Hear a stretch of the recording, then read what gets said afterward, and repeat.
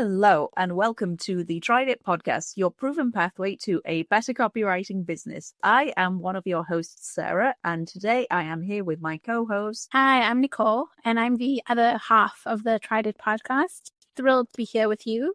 And today we are doing an implementation episode. That is right. So if you are new to the podcast, welcome. Thank you very much for joining us. But we would love it if you could actually go back and listen to the previous episode, because otherwise the stuff we're going to talk about today won't really make much sense, because for each episode we read a book about copywriting, we discuss it with each other, and then we make commitments of the things that we want to take from that book and apply them to our copywriting work.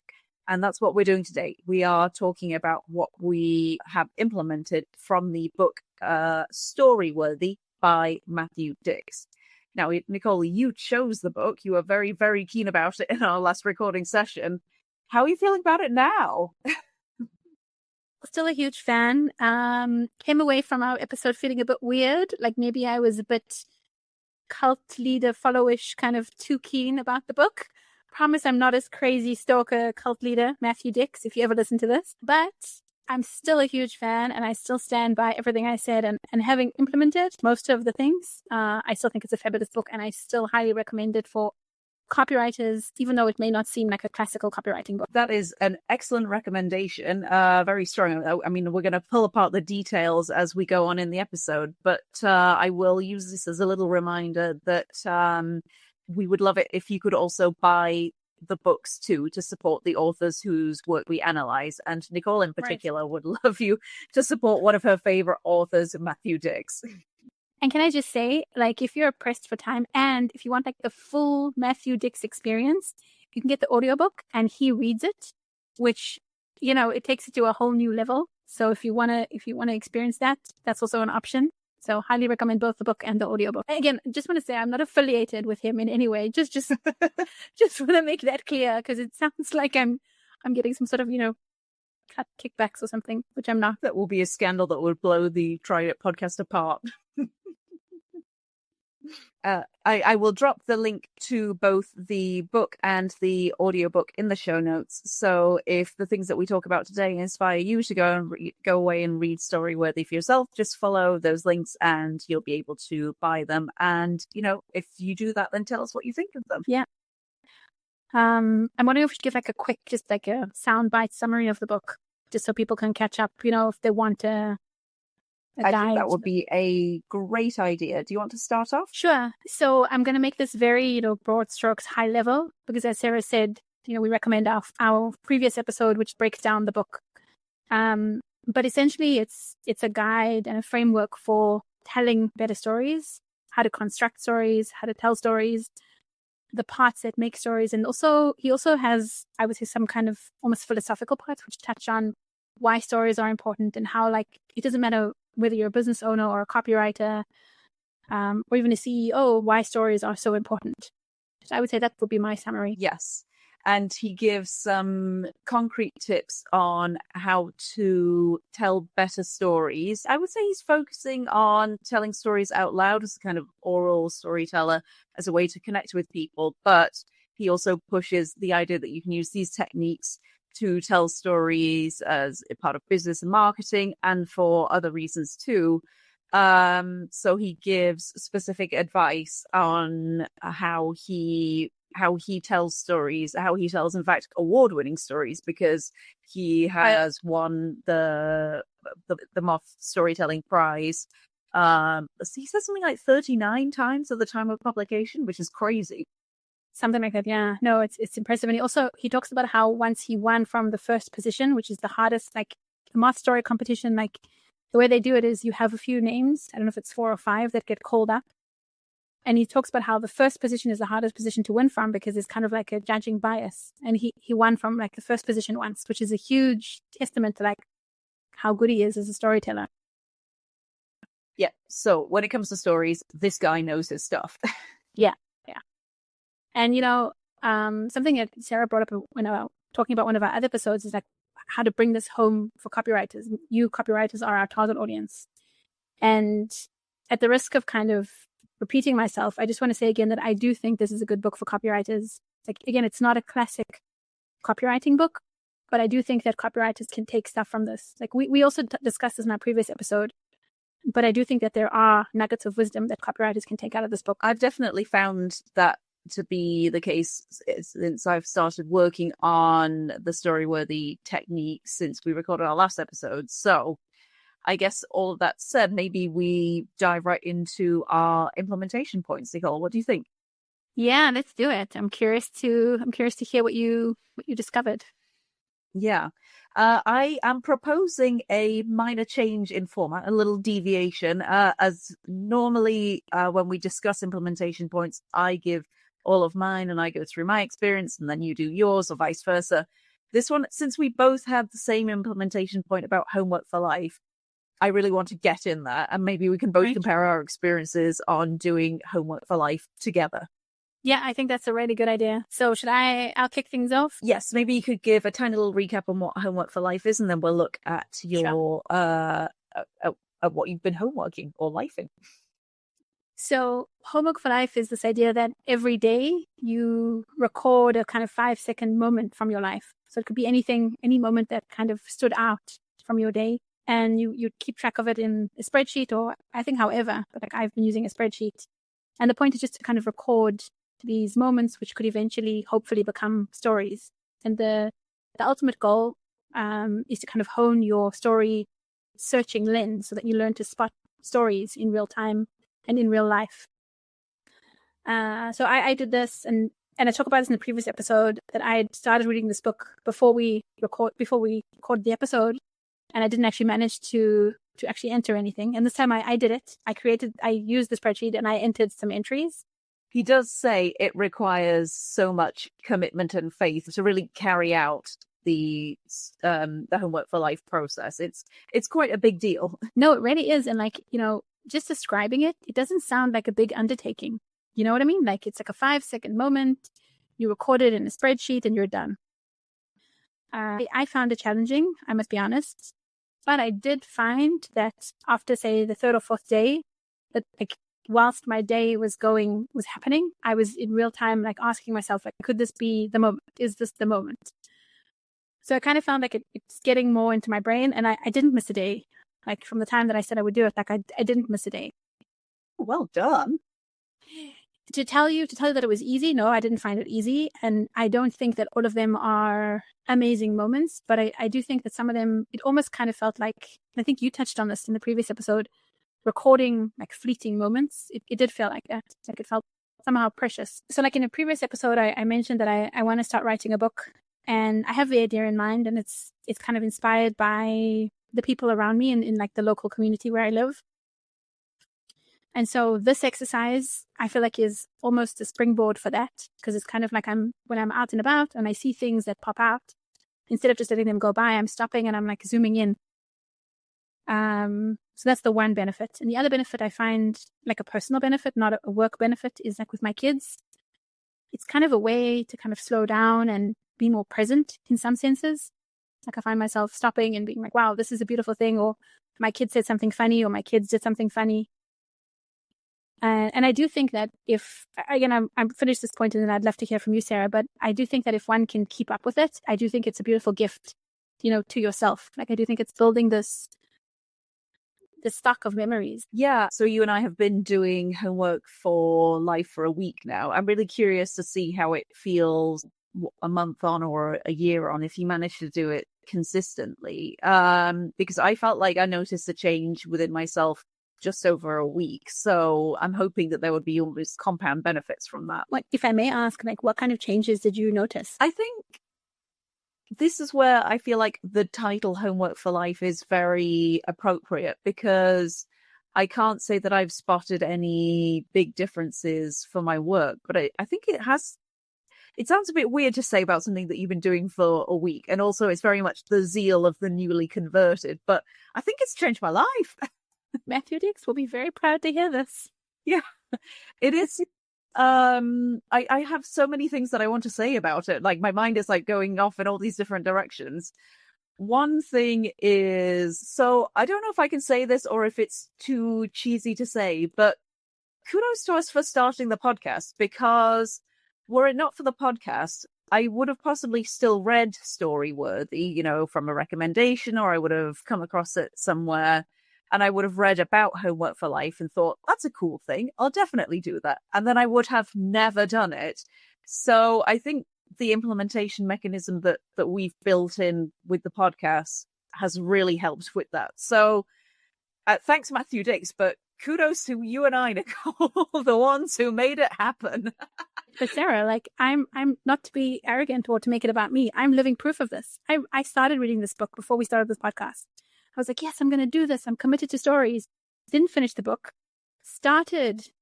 Opened up a Homework for Life, you know, Google Doc, and didn't have one entry, not one entry.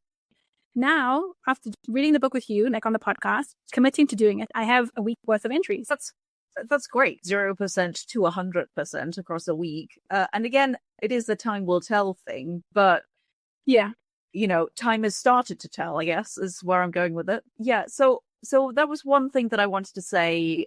I'm impressed with us that we did it, even if it's only been a week. But I found myself, there were moments where I was like, I don't know if this counts as a story-worthy moment or not. And I don't know if you did this, Nicole, but I actually went back and referenced the Homework for Life chapter from Storyworthy 2 or 3 times, just because you hear the concept of it and it sounds simple, but I think that there is more to it than meets the eye. And I was kind of thinking, does this count? And part of me was like, well, it's my life. I guess I decide if it counts or if it doesn't count. But eventually what I did 2 things, which I would recommend to any copywriter to do if they want to do Homework for Life. Okay, no, 3 things. 1 thing, do Homework for Life. That's number 1. Number 2, I downloaded the Google Sheets app on my phone so that I could do it mobile. Made a big difference. I don't like to. Oh well, I'm genius. What can I say? I don't like to use my laptop over the weekend for work things. If I don't have to, it's one of those things where it's not that much of a big deal, but it's like a psychological barrier for me. Whereas the app on my phone, I'm using my phone all the time. What can I say? I'm an addict. So that was just a better solution for me. And the Google Sheets app is not perfect, but it's fine. It was functional enough that I could add the information, and then when I go back to using my my laptop with the desktop version in the week, I just do like minor tidyings up and then it's done. So that was 2 things. And then the third thing was that I actually copied and pasted Matthew Dix's definition or explanation of Storyworthy onto the sheet, just so that I could have it there as a resource. Because again, I think it is me who decides what's Storyworthy and what's not, but sometimes I think having the little pointer helps, you know? Right. So, I mean, first of all, well done. Like, that's over and above, and like, that's amazing. That's amazing. I mean, I didn't do that stuff. Well done to you. Well done to us. No, I did the most basic version. You know, but I will say, I also struggled. Like, I found like my days are not exactly, I don't feel always story-worthy, and I don't feel I always have a story-worthy moment. Like, I'll give an example. I was at the supermarket. I'd love to hear one of your story-worthy moments. Yeah. We should do this. We should share some of the moments we captured. But like, you'll see, to me, it's not really a moment, but whatever. There was this weird, not weird, but character, you know, working at the cashier, and I'm paying, and he got into a conversation with a woman, like an elderly woman who was paying before me. And he thought I was listening to the conversation, so he turned around and spoke to me, and I didn't hear. So then he filled me in on what he'd said. And basically what he said, he's covered in tattoos, like tattoos everywhere. And he said that basically he spent probably the equivalent of just under $10,000, maybe just under, on all his tattoos. So he's telling me the story, and I'm looking at him, and he's telling me how he's 21, and I asked him how old he was when he started, and he started tattooing when he was 16, and he's going on about this. And then I look at his tattoos, and he has kind of like a compass on his neck, He has these beautiful flowers, like he has a sleeve, flowers on his sleeve, and then he has a tattoo on his fingers that says mom. And I don't know, this was this moment, this unlikely situation of this guy, young guy, 21, working in a grocery store, telling me like how much money, more money than I probably spend on clothing, has spent on his tattoos, and then he says to me, I said to him, didn't it hurt? And he said, yeah, it really did hurt, but you get used to the pain, you get addicted to the pain. So I don't think it's particularly story-worthy, but it somehow stood out in my day. It was this kind of weird moment, which I think could be turned into an anecdote. I don't think it could be turned into a story, or I think it could be part of a bigger story. So that was something that stood out for me. I think that counts as story-worthy. I don't know if this was the experience that you had, Nicole, but I sometimes, like I said, I found myself saying, I don't know if this counts. Is this story-worthy or not? But I think I overcame that by thinking, again, it's me who decides. But also maybe it's not about the individual story. At this stage, you and I haven't had added many homework for life moments on the spreadsheet, but in the future, there could be interesting patterns that you recognize from either, the moments that you capture or the kinds of conversations you have. So it's not just about each individual story. It's about the whole spreadsheet. Definitely. And Matthew Dix actually talks about this. He talks about how he used to think that he doesn't fight with his wife. And then he noticed a pattern with his homework for life. He noticed that every time his wife would ask him to do something, he would take out his anger on things. For example, she would ask him to put in the air conditioning. And he would angrily go downstairs or upstairs or whatever and get the air cons and stomp around, make a noise. And he realized that they did fight, just not with words. And he noticed this by patterns in his homework for life and all the entries. So you could notice things that you aren't aware of, which could become part of, as you said, a bigger story. I also, I went back and read through some of his examples that he includes in the Homework for Life chapter. And I thought, okay, yeah, they're not all the big moments, but this is one of the key points of the whole of Storyworthy, that it's not all about big drama. It's about little things that people relate to. But I think that's also the other thing, and I think that's the gift for copywriters, is that it forces you to slow down, to stop, and to pay attention. I think we're so preoccupied with our phones and with other things that we don't notice. And I think this is a lens. It's once you're doing this and you're actively trying to collect moments or stories, it changes the way you see every day. I 100% agree with you, and I think that you put it really well there, Nicole, because again, the zeal of the newly converted person. But I have to confess, sometimes I struggle just with daily life. Just, there are 1,001 reasons to be pessimistic about life and about the future. Yeah, and it makes life feel really hard sometimes. But with Storyworthy, I think that you're looking out. It's not all about positivity. It's not about that, but you are looking out for something else. And I found myself thinking, I wonder what the special moment of today will be. And then I had one really cool day where I saw the moment. I thought, that's it. That's the moment that I've been waiting for. And let me tell you, I have not been thinking like that before starting Homework for Life. But that's huge. That's the transformation. It gives you literally a new outlook. I was on the tram and, I take the same tram nearly all the time, same journey. And there was a bit where I was like, I'm going to put my phone away and keep a lookout because a story might happen right now. That's beautiful. That's just beautiful.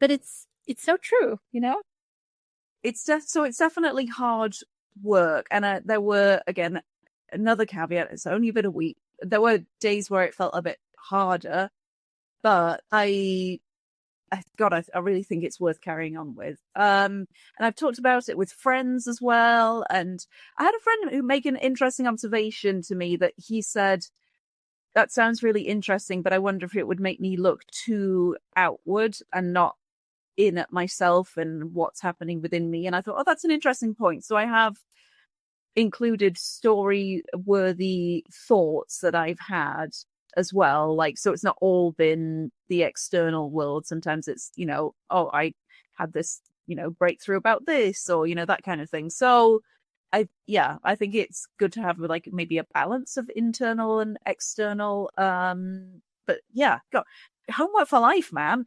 Yeah. I mean, it's amazing, really. It's so, not easy, but simple. So simple. Yeah, that's the thing. It's simple, but it's not easy. Not easy. Yeah. Yeah. But I think it's really a gift.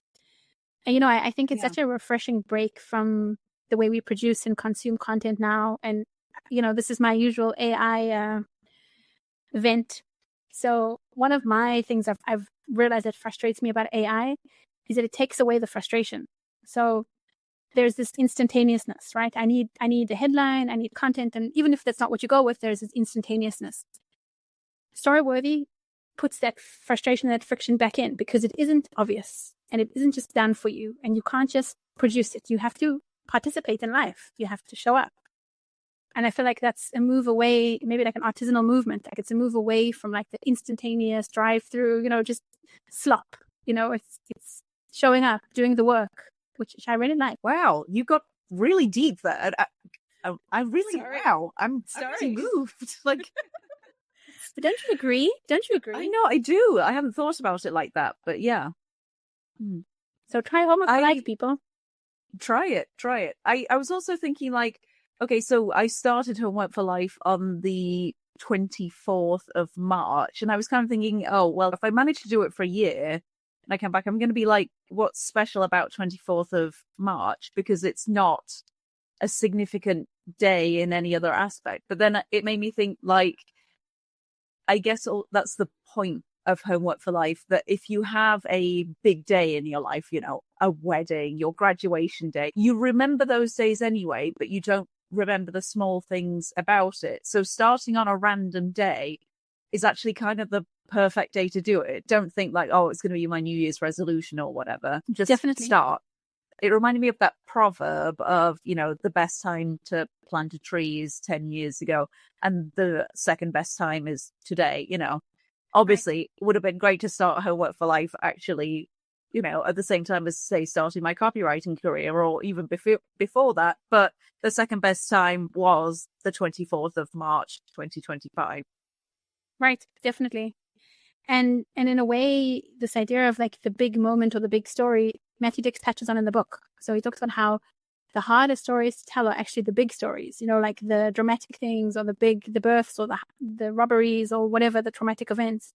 Whereas the small fleeting moments that we take for granted are actually the easier stories, and sometimes could be the more moving moments, which we take for granted and we lose, as you said, like we lose them. They just fly away. Yeah. I do want to just undercut everything we've said up to now. And I was thinking as we were talking, like, there is one negative side effect to doing Homework for Life. And I'm saying this as somebody with a huge propensity for smugness. I think it makes you unbearably smug if you manage to do it. Because I can feel, I'm so proud of us, but I can feel like waves of smugness just rolling off me. Right. But if you can stand to also be unbearably smug, it's worth it. It's so worth it. This is a good point. I never thought about that. Yeah. Like we're like smug but cool kids. Yeah, no, that's true. Yeah, that's very true. Hey, come join the smug club, But it's worth it, people. Seriously. Like if you need more convincing after this, I don't know what to say. I don't know. But if you're still working on your copywriting app, Nicole, maybe you build out a Homework for Life function that's slightly better than Google Sheets. You could like a dedicated Google Sheets just for Homework for Life. That we could do easily. Like we could build an app for that, separate to the app that I'm trying to build and still working on, which is a whole other story. But we could build something very easy. Yeah.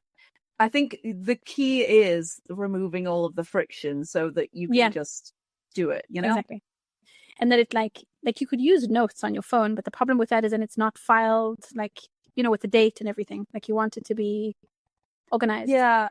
And I think there's something about having the literal tiny little square of the sheet that takes the pressure off, because notes is just free form writing. Exactly. Whereas this is, if all I have to do is fill out this tiny little square, of course there's something that goes in the tiny little square. Right. Yeah. Something sad that I added to my spreadsheet, which I will share since we share everything, is I added a block called Gold Star for Showing Up, which I'm sorry. But it goes with the theme, Homework for Life, Gold Star. Anyway, and I like gold stars. Like, it very motivates me. So when I put the date, I as Sarah said, fill in my square with like my thing, and then I highlight the gold star for showing up. Oh, that's so And cute. It's sad, but like it makes me feel good about myself, I think I'm going to add a gold star column to my spreadsheet now. Just little pat on the back for doing it. I'm just thinking, though, maybe I should use an emoji instead of highlighting. Like I highlight the square in green, but I'm thinking maybe I should use an emoji. Yeah. But I'm thinking maybe we should record like another episode in a year and just do like a follow up, and just see if we're still homework for lifing. Yes. Or see what's happened with our homework for life. We could read out like, I don't know, favorite moments from homework for life, connections. Yeah, and like maybe things that we've done as a result of it. Maybe pieces we've written. Yeah. That reminds me, I was going to share one of my favorite homework for lives from this week. Please do. Which I am going to heavily anonymize for reasons that will become abundantly obvious. I saw Friend today after not having seen Friend for months. Told Friend I liked their new haircut. Thanks, Friend said. It's for court. No. Yeah. It's beautiful. It really cracked me up. Yeah. That's beautiful. I mean, I think that's an amazing anecdote that could be part of a bigger story. Really. That's beautiful. Yeah. Hilarious. It's a perfect one-liner. Perfect. Yeah. No, that's amazing. Yeah. So I feel like we could potentially nerd out about homework for life for another hour or so, but maybe we'll make that some bonus content. And maybe we move over to your second and third implementation points, Nicole. But if you are homework for lifing, or if you're thinking about it, please let us know. We'd love to hear from you. Yes, drop us a line and feel free to be unbearably smug, because we are too. Definitely. You deserve all the gold stars in the world, really. You really do. Yeah. You are showing up. You're lifing so hard. Yeah. So my second implementation task was with the crash and burn, which I didn't implement consistently enough, to be honest with you. It's supposed to be a 15-minute exercise. So like it felt like a bit of a big commitment, which again is a contrast, right, between this and homework for life, which is like a 5-second moment. I did it twice, so it's not enough to really report back.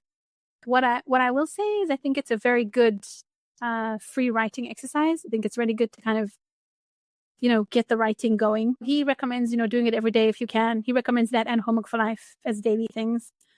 Wow.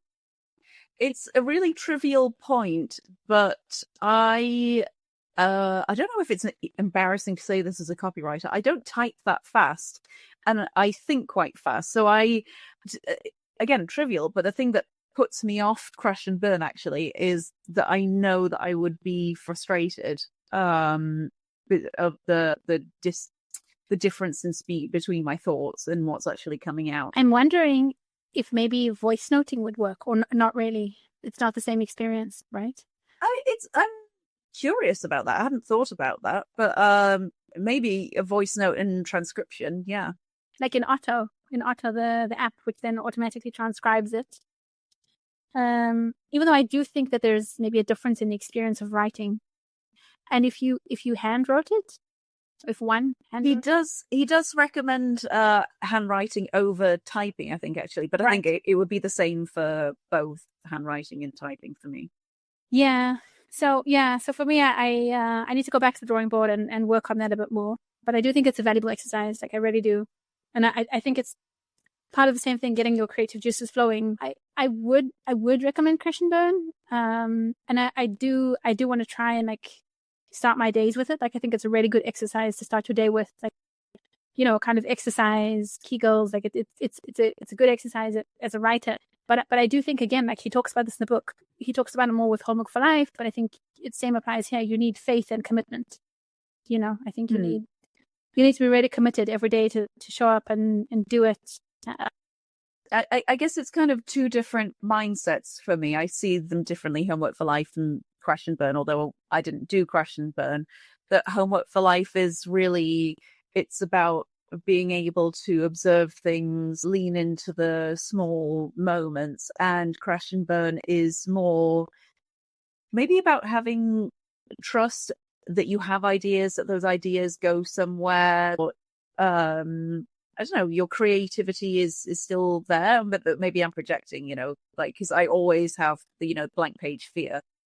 No, I think you nailed it. For me, it's ironic because I define myself as a writer, but for me, putting pen to paper and not online, I find very intimidating because I can't just erase it. It's this permanence, and then it's kind of like, well, if I write something that's not good, what does it say about me? And as you say, maybe the creativity is not there, and maybe I'm not actually a good writer, and maybe, imposter syndrome and all these horrible things. So I think there is something very intimidating about like presenting yourself to the blank page.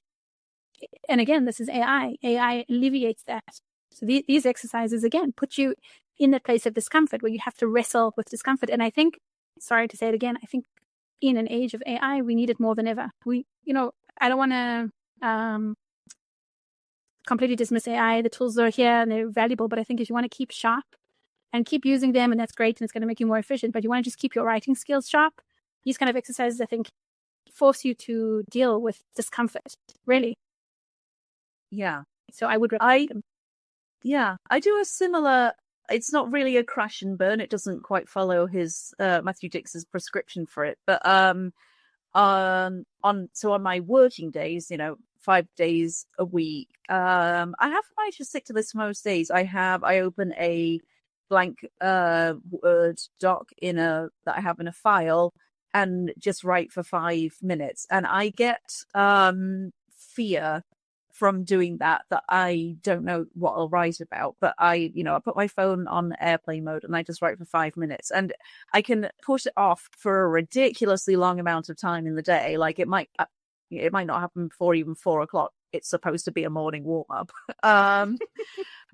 But I always feel better when I've done it. And you know what? Something does come out. It's not that I'm writing stories or anything like that. And I don't think that Crash and Burn is meant to be anything like a story. It's just, for me, it's just a way of getting down thoughts that are in my head. So I type like a maniac for 5 minutes, then the alarm goes off, and then I go through and I tidy it up just, for spelling, punctuation.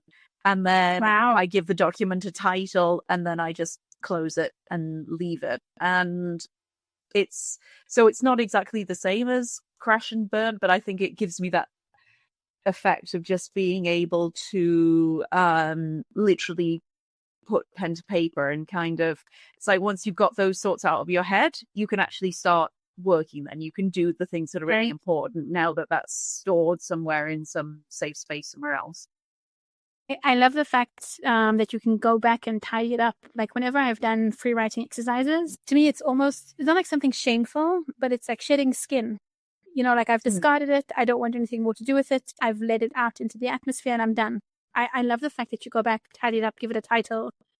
It's almost like a giving birth. Like you complete the process and then you release it. Well, I mostly do the tidying up because I'm a bit of a perfectionist and I don't like typos and stuff like that. So I suppose that's like, it's the minimum viable polish, the MVP of copywriting. Just a little doot, dust it off. And then, to be honest, I don't think I've really gone back and looked at any of them, but it's in a way, I suppose my Google Drive is like the safe space that it's there if I want to go back and look at it. But I don't have to, it's just somewhere that's not in my head. Yeah. I mean, we discussed this, I think, on another episode about how, like the warm up, if you do the warm up before, then you're not warming up on your client or your clients, which I think is very valuable because then the creative expression and, as you said, the thoughts rolling around in your head have a place to go.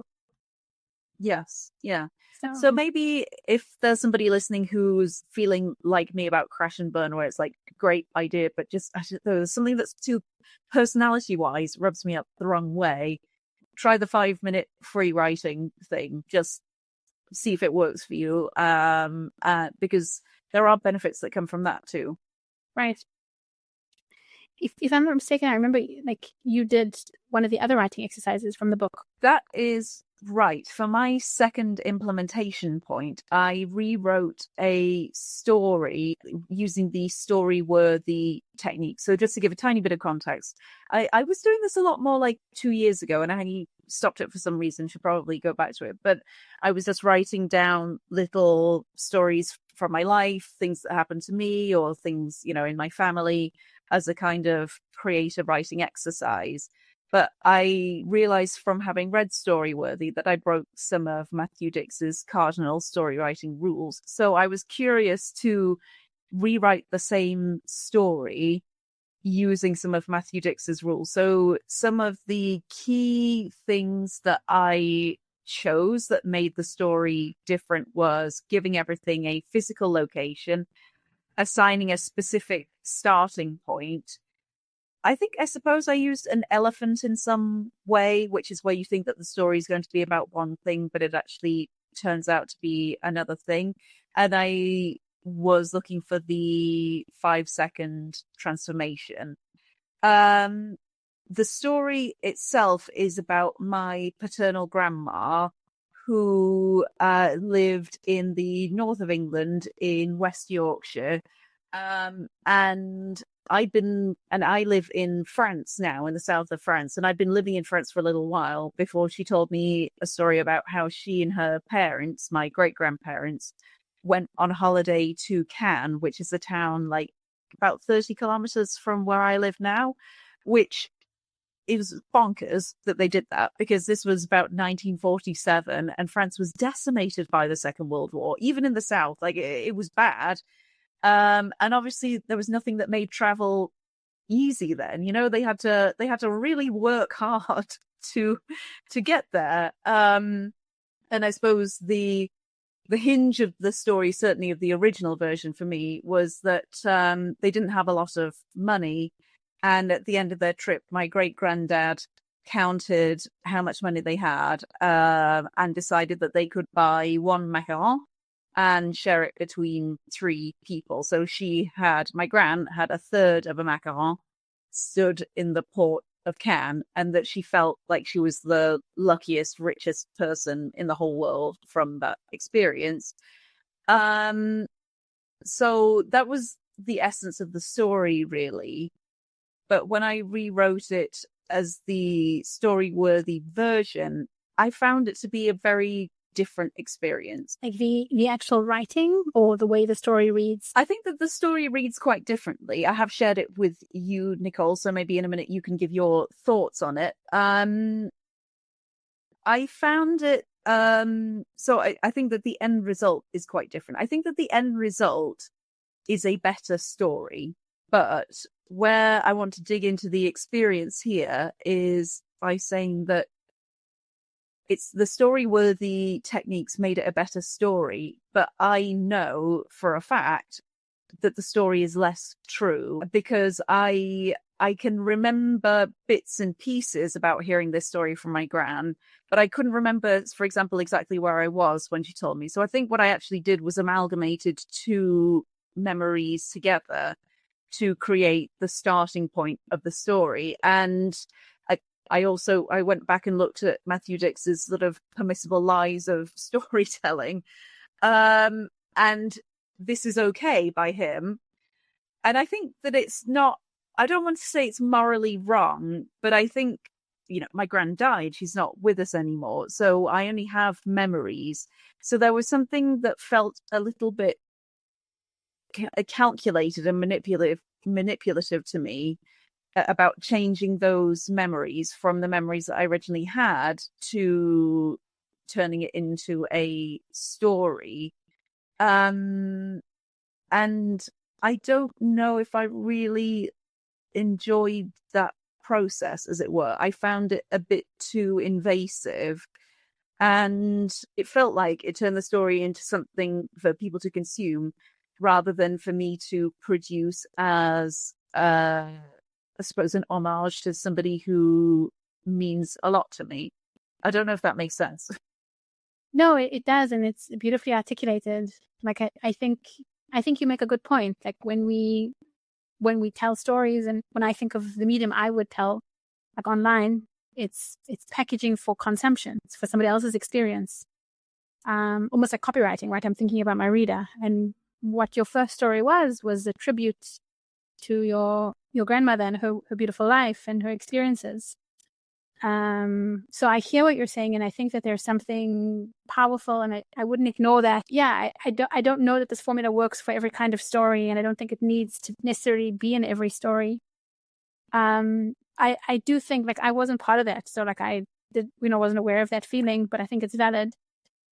I do think the second story was stronger. Like, I read it. I do think it's stronger. Like, that's the thing. It's kind of annoying. It's made it a better story. Yeah, it really is. And the ending made me cry. The last sentence, I won't spoil it because it's Sarah's story, but the ending, you end on such a poetic, simple, beautiful note that I don't know. Well, that's also the other side of the coin, right? That it's manipulative, but maybe it gives people something that they want, that you want to have these particular buttons pressed. It does something for your psyche. So you could say it is lying for the benefit of the reader.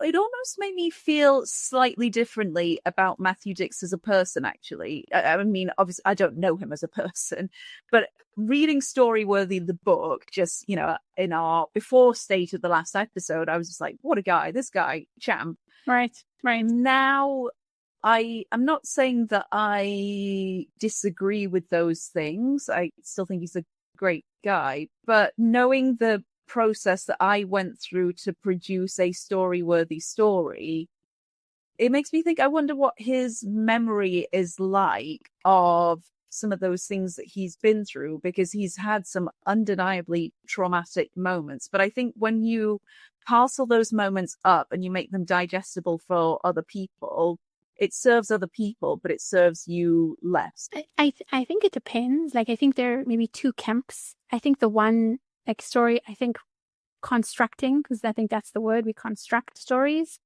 maybe helps us process things. Like, I've also had, when I was very young in South Africa, I was in a hijacking and I had a gun to my head, and like, I've never written the story, and I can imagine if I had to construct it. And I know for a fact, speaking to my brother about the story, that I actually have a different memory of what happened because of trauma, because of life. But I think if I had to sit down and write it, it would be constructed and it would be different, but it would help me process it. So maybe that's an element of it. And the other thing is that he talks about you're supposed to tell stories that are your own.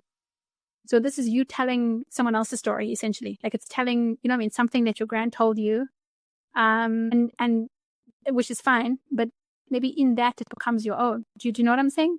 I think it becomes my own story. I mean, a big chunk of the story is me looking at my grand's experience, but I guess I like to think that the setting of the story is me experiencing her experience and how it changed the way that I felt about our relationship. I think that there can be something useful to, even if you have a really traumatic story like yours, Nicole, like a hijacking them, that's terrifying. Like, maybe it's easier as a memory to process when it has the story-worthy delivery system. It depends, I guess, how much you want to feel with the story and connect with it, because I actually connected less with the story-worthy version of my story, because I was like, I just know that it's not 100% true. And if I were to write about, sort of more difficult moments of my life, I think I would be changing it to make it more comfortable for the reader. And I'd be in my head thinking, oh, I was actually a bit worse than that, or something like that. But, we've got to cut out those details for the service of the story. But actually, for me, those details are super important, but I know that they don't fit in the framework. No, that's a good point. Like, I never thought about that. Like, I think it's about, you talk about his integrity and about honoring what happened, and honoring memory. I think that's a good point. I don't think that he doesn't touch on that in the book, and I don't think it's something many people think about. I mean, he does. He talks about where you can omit things or twist the truth or bend the truth. I don't know. It also, I think the nature of memory is that by accessing a memory in our minds, we subtly change it every time. That's something I heard on another podcast, so it's definitely true. It's just this is so, memory is very fallible anyway. But this is another layer of changing memories or adapting memories. And I suppose my fear is if I only remember the story-worthy version of the story, that would remove me from the person who's really important in that story, which is my gran and her experience, which is similar to the one that I described, but not the same. Right. Yeah. I think, if I remember correctly in the book, he talks about a moment where he told a story, and somebody in the crowd told him that it wasn't true or that it didn't sound believable or something, and how he was deeply offended by this, and how there was a part of the book where he talked about that. Yes, I remember that now. Yeah. I guess I don't really have a lot more to add about that. It's just it made me think a lot. And actually, you know what? On a plus side, which I haven't said so far, is that it was really easy to write. Like I said, I'd covered the original story, so I'd kind of got those thoughts out and worked out the flow of it and turning it into a story-worthy story. I thought it was going to take me a while. In the end, I think it took me like 20 minutes, 25 minutes. So the story-worthy framework came really naturally to me, but I would hesitate purely for personal reasons about applying it to other things. But, maybe I'm thinking about it too much. No, listen, there are no wrong or bad answers on the Tried It podcast. What I'm curious to know, though, is, I know sometimes you write emails for clients. Do you think, because I could see this being applied to an email, do you think you could or would use such a framework for a client email? Oh, 100%. So this is where, okay, putting all the personal stuff aside. Okay. So, okay. Yeah, my third implementation point was to write something, a marketing material for my own business with the Storyworthy framework. But I got so tangled up on implementation point number 2 and thinking about memory that I felt like I don't know how to do this for my own business yet. And that sounds like a bit of a cop out, but I just thought a story is just so personal, and I think I would need to find the right story to use for my own business. But if it were a client, I would 100% use this framework to tell a story, to be able to connect with audience via email. I think it's a great method. I think I would just, the only thing that I would do after having written the story would be to ask the client, look, is this close enough to how it was real life? Do you feel cool about this? Right.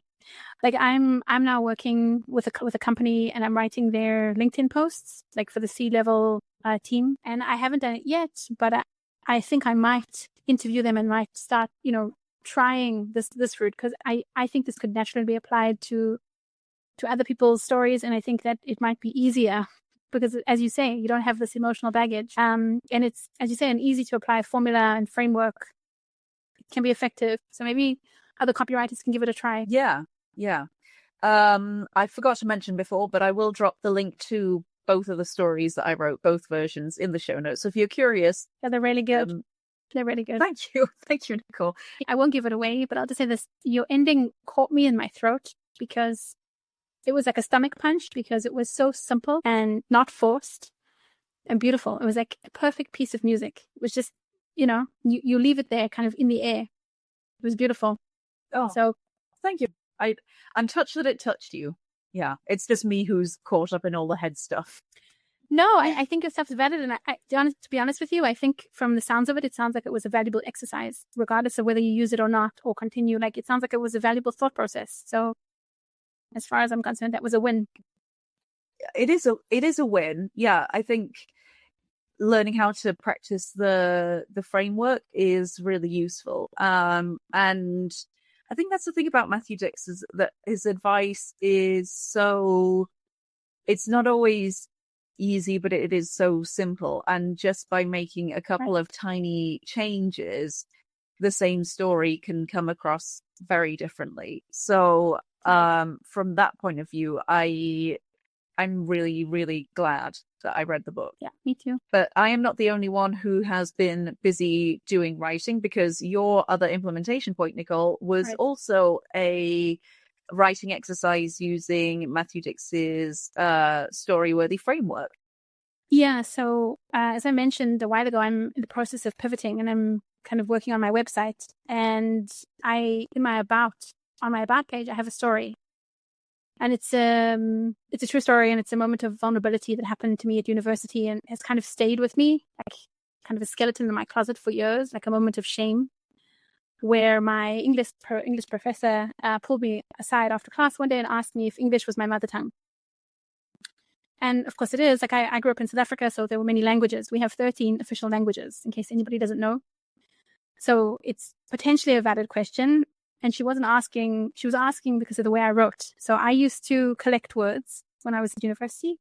And so I thought that the way to be a great writer was to pepper my essays with these highfalutin language that, words I'd never come across. I would read them and I would collect them and I'd pop them in my work, and it would make no sense. And so it read, I look back and I want to cry, honestly, and hug this little girl. Really, honestly, big moment of growth for me, but very sad, shame. But anyway, so she pulled me, aside, and so I took this moment and I tried to turn it into a story. And I do think the process helped filter some of the things. I think the first piece, there's kind of like, so what? I don't care. There are many details, and it gets the reader lost. I don't think the stakes are high enough. I don't think it's interesting. Like I hover on the fact in the beginning that I failed an essay. I tried to kind of higher the stakes in the second piece and kind of introduce an elephant, and which he talks about in the book. So you think it's one thing and the elephant changes color. And I also tried to end on a more powerful note. I don't know if it works, but I did find the process helpful, and I did find it a lot more structured. And I think the second piece worked better. That would be my conclusion. As somebody who has read both of them, I immediately noticed that the Storyworthy version is just cleaner, like it's easier to follow. And I don't know if that was, it's shorter, but shorter doesn't always mean easier to understand. But I felt like there was a natural flow from beginning to end, and that I was being pulled along more. So I think that was maybe the stakes element that you're talking about, that there's a natural element of, I care about this and I want to know what happens next. Right. Hopefully, that was one of the things that, it's the tricky thing I found about the piece was that it literally was a 5-second moment. It's a moment that, somebody asking me, a professor who I admired, who I was deeply intimidated by, asking me if English is my mother tongue. But for me, it was a defining moment, and a moment that changed me, because it made me for many years doubt my abilities as a writer. And all I wanted to do from the age of 6 was write. I wanted to be a writer. And so this was like, it was a huge moment. So it was very difficult to turn it into a story. It's very brave of you. Well done. You're putting it all out there, writer-wise. Yeah, I think, look, that's kind of what I'm trying to do with this pivot, essentially. But I do think that the process helped me filter my process and my ideas and my structure. Yeah. So I think it was a valuable exercise. Well, I think it works better as an about page anyway, because I think that the twist and the kind of the transformation at the end is a really nice summary of the services that you want to offer, and why you're the person who's best positioned to offer these services without explicitly saying it, Right. When I wrote this copy, the idea was to do it with a story. Like, that was the idea. I think the first versions, I got so caught up in, I wouldn't say the trauma, because it was a 5-second moment, but I got so caught up in the moment, and I tried to kind of flesh it out, but I fleshed it out in the wrong way. I think this offered me a cleaner way to kind of flesh out that story. Wow. Well done. Well done you. Well done, Matthew Dix. Storyworthy. It's a really powerful framework. Yeah. And we really hope, if you try it, we'd love to hear from you.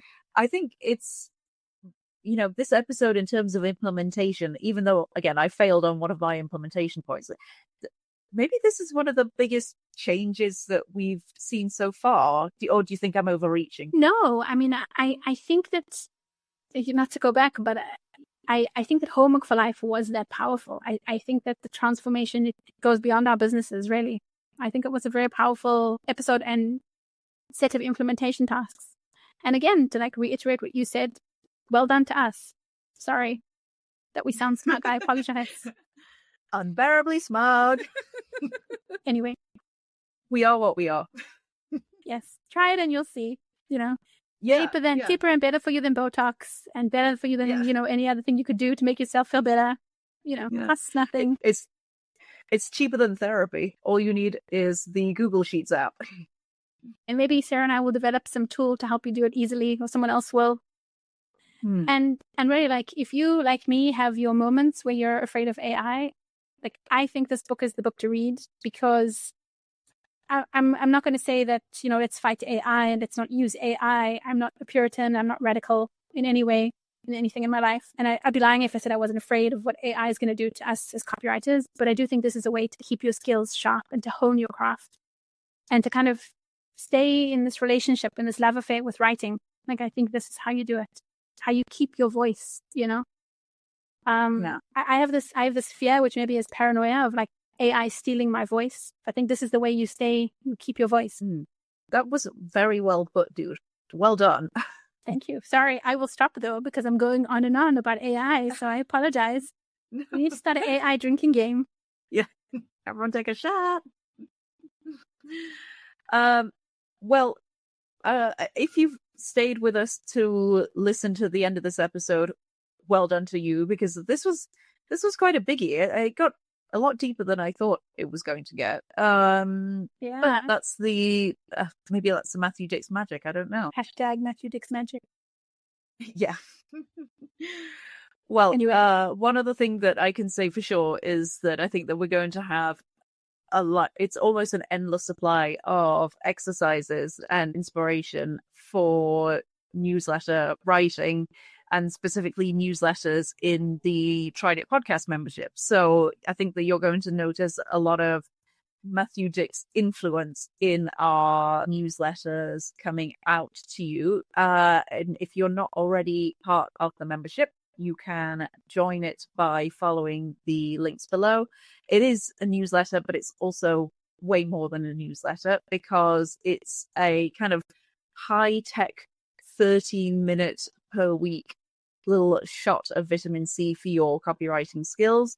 It gives you a way to practice and develop your implementation muscles, so that you're not just crossing your fingers and hoping that you become a better copywriter. You're consciously doing the work so that you can achieve your goal of becoming a better copywriter. It's basically like your opportunity to do what we do on the podcast, except in not as crazy way, you know, with a parachute, instead of jumping out of the plane without the parachute. With a parachute. Yeah. And any mention of bonus episodes that we have in the podcast, those are for members' ears only. So if you're interested in hearing our other kinds of thoughts and reflections about copywriting, about any of the books that we've read, that is in the member zone. Yeah, and if it's not, you know, within your budget, you don't want to join right now, totally cool. We would just, you know, love, if you want to support us, you can like the podcast or share the podcast. And otherwise, thank you so much for listening. We really appreciate it. And we appreciate you just being here. Yes, it really does. It means a lot to us, because we do it for us, as you know, obviously to get better, but you know, we do it for you guys too, you know? Yeah. So it's really nice if you know, if we hear from you. Yes. So I guess we will sign off there. I haven't written my homework for life entry today, so I need to go and do that. But thank you so much for hanging out with us today, guys. Thank you. Bye. Thank you. Bye. See you on the next episode. Bye. Bye.